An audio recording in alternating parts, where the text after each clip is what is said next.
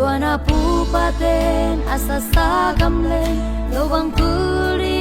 ken pal chai ken nge usot kwa bang hingin puan kowe no u thua ram gul ka ang khol khol swan le da chin thang kai ngin than ten ma hong pani tu khat sa kwa li nga ku mi kwa sa thi khang thak bang no te ya bang sun khom ni ya mi om chai lo min bang pian na bang kunwa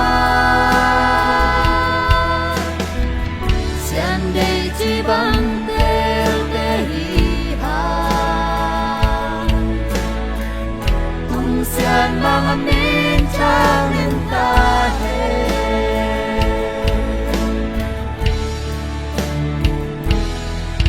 Wala pu paten haksan pum na a kinopi kita pi khom liat liat Nek na dona asong ne kho don kho po pe de dan na pe de phung te ei te sam gi ba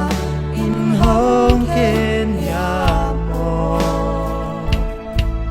por wa it na pai bang in kwa sia te ni khang thak bang no te ya bang sun khom ni ya ni om chai lo min bang pian na bang kon wa sian dei chi bang tel te hi ha tung sian mang min chang in ta he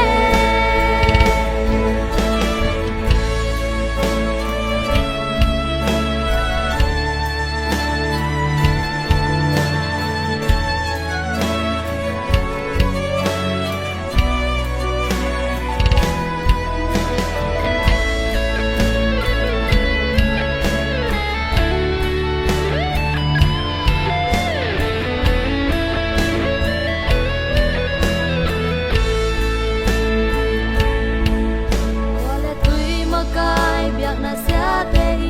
min mau dei lam tuam hong nei ke ung la ina le dei sang na to na hong se bu sakhi na ta na kong kwa kwali toy lai mong no te sin lung gel di wal tung twang in pa kong pala ei mo kwa